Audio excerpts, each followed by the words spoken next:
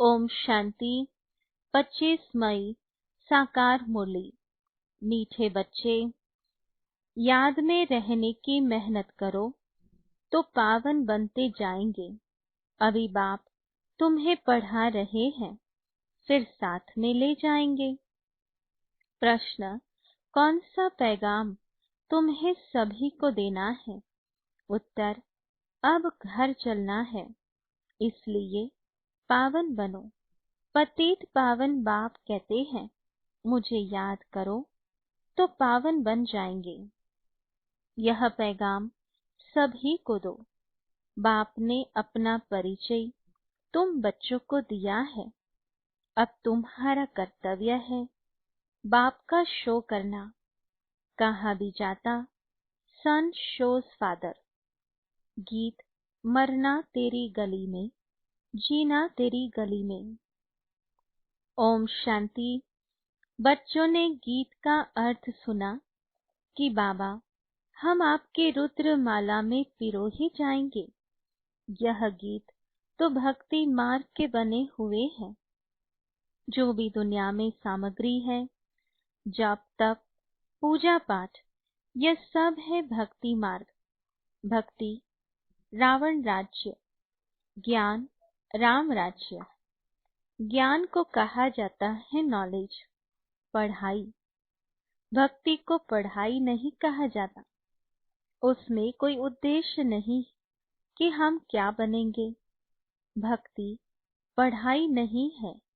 राजयोग सीखना यह पढ़ाई है। पढ़ाई एक जगह स्कूल में पढ़ी जाती है।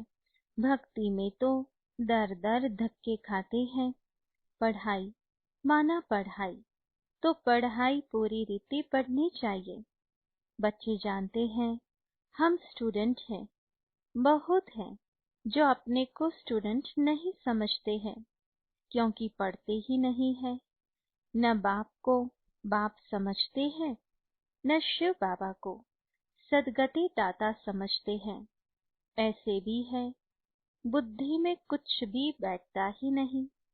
राजधानी स्थापन होती है ना, उसमें सभी प्रकार के होते हैं। बाप आई है पतितों को पावन बनाने।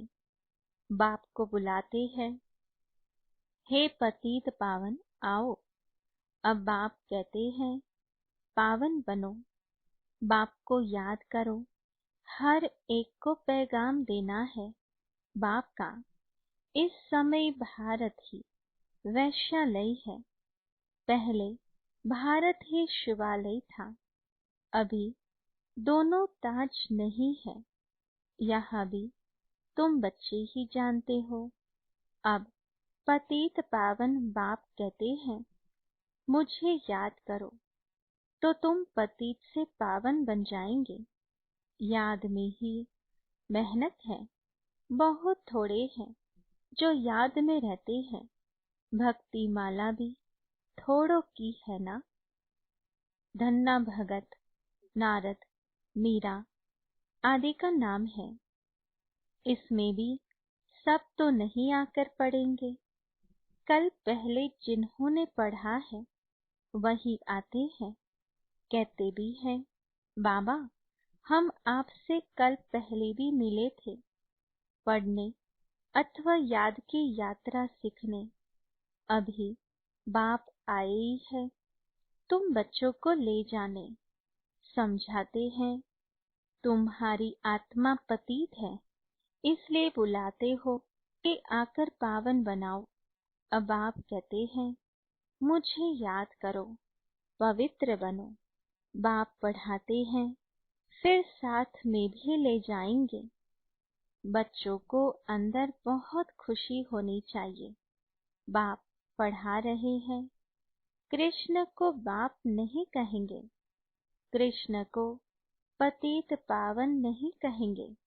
यह किसको भी पता नहीं कि बाप किसको कहा जाता है और फिर वह ज्ञान कैसे देते हैं, यह तुम ही जानते हो। बाप अपना परिचय बच्चों को ही देते हैं।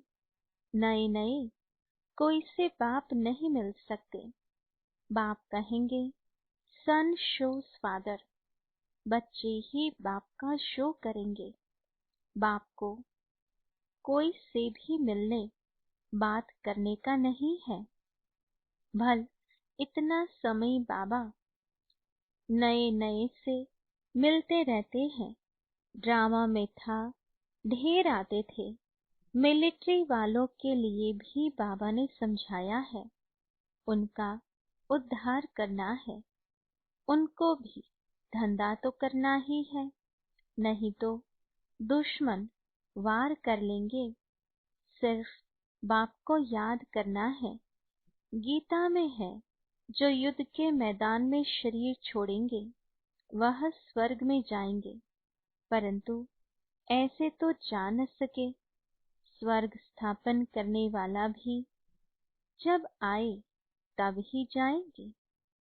स्वर्ग क्या चीज है यह भी कोई नहीं जानते हैं। अभी तुम बच्चे 5 विकारों रूपी रावण से युद्ध करते हो। बाप कहते हैं अशरीरी भव, अपने को आत्मा निश्चय कर मुझे याद करो। और कोई ऐसे कह न सके। सर्वशक्तिमान एक बाप के सिवाय कोई को कह नहीं सकते। ब्रह्मा विष्णु शंकर को नहीं कह सकते। ऑलमाइटी एक ही बाप है। वर्ल्ड ऑलमाइटी अथॉरिटी, ज्ञान का सागर, एक बाप को ही कहा जाता है। यह जो साधु संत आदि है वह है शास्त्रों की अथॉरिटी। भक्ति की भी अथॉरिटी नहीं कहेंगे, शास्त्रों की अथॉरिटी है। उन्हों का सारा मदार शास्त्रों पर है। समझते हैं भक्ति का फल भगवान को देना है। भक्ति कब शुरू हुई, कब पूरी होनी है, यह पता नहीं है। भक्त समझते हैं भक्ति से भगवान राजी होगा। भगवान से मिलने की इच्छा रहती है, परंतु वह किसी की भक्ति से राजी होगा? जरूर उनकी ही भक्ति करेंगे तब तो राजी होगा ना। तुम शंकर की भक्ति करो तो बाप राजी कैसे होगा? क्या हनुमान की भक्ति करेंगे तो बाप राजी होगा? दीदार हो जाता है, बाकी मिलता कुछ नहीं है। बाप कहते हैं मैं भल साक्षात्कार कराता हूँ, परंतु ऐसे नहीं कि मेरे साथ आकर मिलेंगे। नहीं, तुम मेरे साथ मिलते हो। भक्त भक्ति करते हैं भगवान से मिलने के लिए। कहते हैं पता नहीं कि भगवान किस रूप में आकर मिले, इसलिए उन्हें कहा जाता है ब्लाइंड फेथ। अभी तुम बाप से मिले हो, जानते हो वह निराकार बाप जब शरीर धारण करे तभी अपना परिचय दे कि मैं तुम्हारा बाप हूँ। 5000 वर्ष पहले भी तुमको राज्य भाग्य दिया था, फिर तुमको 84 जन्म लेने पड़े। यह सृष्टि चक्र फिरता रहता है।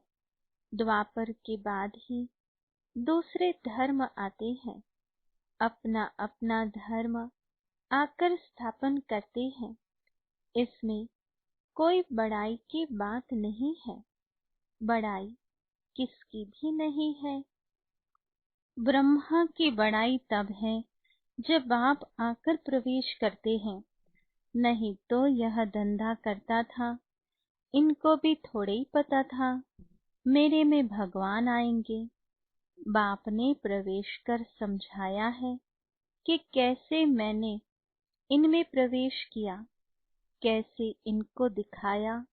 मेरा सो तुम्हारा, तुम्हारा सो मेरा।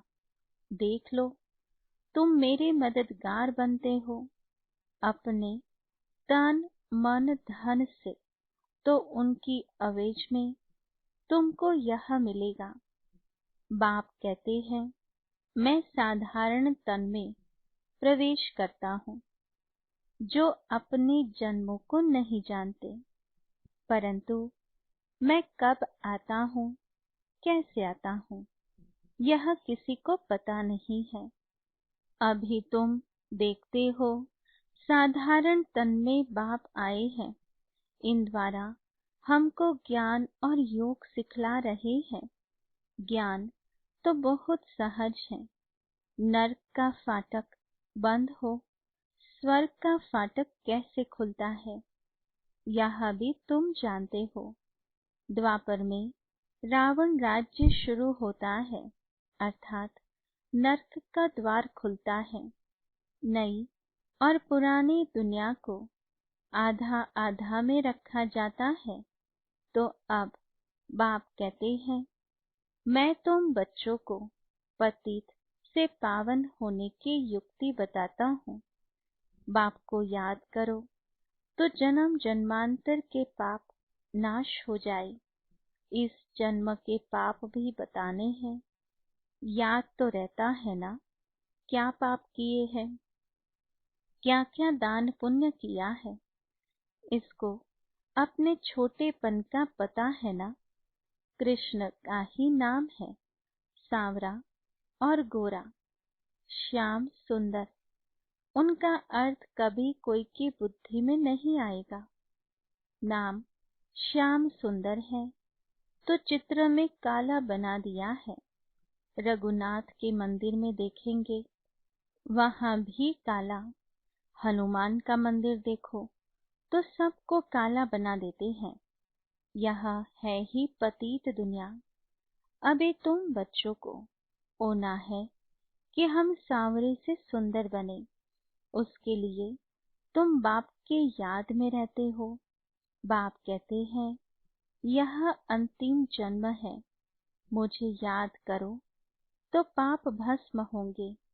जानते हैं बाप आए हैं ले जाने, तो जरूर शरीर यहाँ छोड़ेंगे। शरीर सहित थोड़ी ले जाएंगे। पतित आत्माएं भी जा न सके, जरूर बाप पावन बनाने की युक्ति बताएंगे।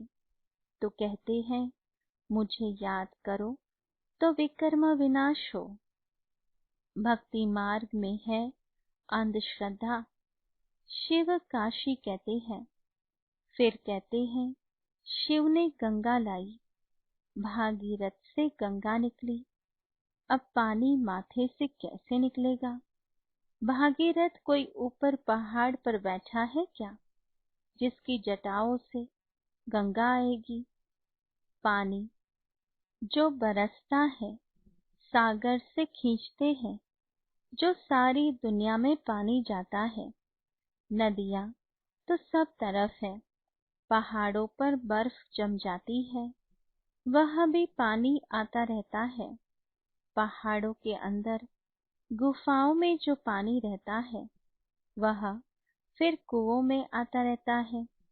वह भी बरसात के आधार पर है। बरसात न पड़े तो कुएं भी सूख जाते हैं। कहते भी है, बाबा हमको पावन बनाकर स्वर्ग में ले जाओ। आज ही स्वर्ग कृष्णपुरी की है, विष्णुपुरी का किसी को पता नहीं है। कृष्ण के मुरीद कहेंगे, जहाँ देखो कृष्ण ही कृष्ण है।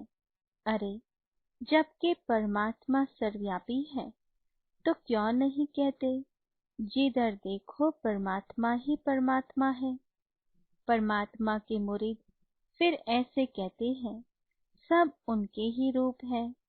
वही ये सारे लीला कर रहे हैं, भगवान के रूप धरे हैं लीला करने के लिए। तो जरूर अभी लीला करेंगे ना। परमात्मा की दुनिया स्वर्ग में देखो, वहाँ गंध की कोई बात नहीं होती। यहाँ तो गंध ही गंध है। और फिर यहाँ कह देते परमात्मा सर्वव्यापी है। परमात्मा ही सुख देते हैं। बच्चा आया, सुख हुआ, मरा तो दुख होगा। अरे भगवान ने तुमको चीज दी, फिर ले ली, तो उसमें तुमको रोने की क्या दरकार है। सतयुग में यह रोने आदि का दुख होता नहीं। मोहजीत राजा का दृष्टांत दिखाया है। यह सब है झूठे दृष्टांत, उसमें कोई सार नहीं है। सतयुग में ऋषि मुनि होते नहीं, और वहां भी ऐसी बात हो नहीं सकती। ऐसा कोई मोहजीत राजा हो नहीं सकता। भगवान उवाच, यादव कौरव पांडव क्या करत भय, तुम्हारा बाप से योग है। बाप कहते हैं, मैं तुम बच्चों द्वारा भारत को स्वर्ग बनाता हूँ। अब जो पवित्र बनते हैं वह पवित्र दुनिया के मालिक बनेंगे। कोई भी मिले उनको यह बोलो, भगवान कहते हैं, माम एकम याद करो, मेरे से प्रीत लगाओ, और कोई को याद न करो। यहाँ है अव्यभिचारी याद। यहाँ कोई जल आदि नहीं चढ़ाना है। भक्ति मार्ग में यह धंधा आदि करते याद करते थे ना। गुरु लोग भी कहते हैं, मुझे याद करो, अपने पति को याद नहीं करो। तुम बच्चों को कितनी बातें समझाते हैं। मूल बात है कि सभी को पैगाम दो। बाबा कहते हैं, माम एकम याद करो। बाबा माना ही भगवान। भगवान तो निराकार है। कृष्ण को सब भगवान नहीं कहेंगे। कृष्ण तो बच्चा है। शिव बाबा इसमें ना होता तो तुम होते क्या। शिव बाबा ने इन द्वारा तुमको एडप्ट किया, अपना बनाया है। ये माता भी है, पिता भी है। माता तो साकार में चाहिए ना, वह तो है ही पिता। तो ऐसी ऐसी बातें अच्छी रीति धारण करो। तुम बच्चों को कभी भी किसी बात में मूंझना नहीं है। पढ़ाई को कभी नहीं छोड़ना।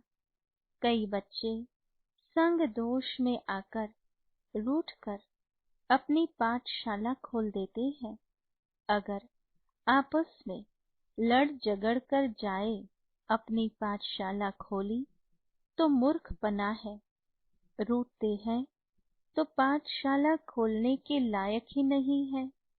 वह देह अभिमान तुम्हारा चलेगा ही नहीं, क्योंकि बुद्धि में तो दुश्मनी है। तो वह याद आएगी। कुछ भी किसी को समझा नहीं सकेंगे।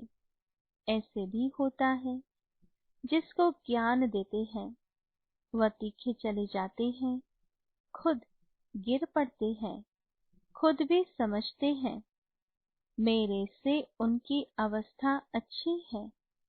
पढ़ने वाला राजा बन जाए और पढ़ाने वाला दास दासी बन जाते हैं।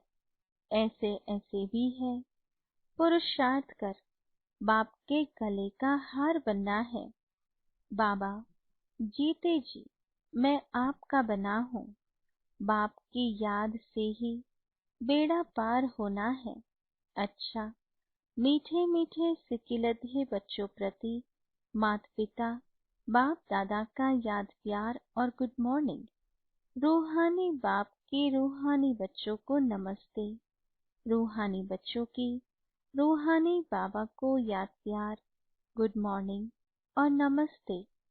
धारणा के लिए मुख्य सार। पहली पॉइंट, कभी किसी बात में मूंझना नहीं है। आपस में रूठकर पढ़ाई नहीं छोड़नी है। दुश्मनी बनाना बेते अभिमान है। संग दोष से अपनी बहुत बहुत संभाल करनी है। पावन बनना है। अपने चलन से बाप का शो करना है। दूसरी पॉइंट, प्रीत बुद्धि बन। एक बाप की अव्यभिचारी याद में रहना है। तन मन धन से बाप के कार्य में मददगार बनना है। वरदान, स्वयं को स्वयं ही परिवर्तन कर विश्व के आधार मूर्त बनने वाले श्रेष्ठ पद के अधिकारी भव। विस्तार है, श्रेष्ठ पद पाने के लिए बाप दादा की यही शिक्षा है कि बच्चे स्वयं को बदलो। स्वयं को बदलने के बजाय परिस्थितियों को व अन्य आत्माओं को बदलने का सोचते हो। यह संकल्प आता है कि यह सल्वेशन मिले, सहयोग व सहारा मिले तो परिवर्तित हो। ऐसे किसी भी आधार पर परिवर्तन होने वाले की प्रारब्ध भी आधार पर ही रहेगी, क्योंकि जितनों का आधार लेंगे उतना जमा का खाता शेयर्स में बट जाएगा। लेकिन सदा लक्ष्य रखो कि स्वयं को परिवर्तन होना है। मैं स्वयं विश्व का आधार मूर्त हूँ। स्लोगन, संगठन में उमंग उत्साह और श्रेष्ठ संकल्प से सफलता हुई पड़ी है। Om Shanti. To watch Peace of Mind channel videos on YouTube, subscribe us on youtube.com/tvpeaceofmind. Just a click for a peaceful life.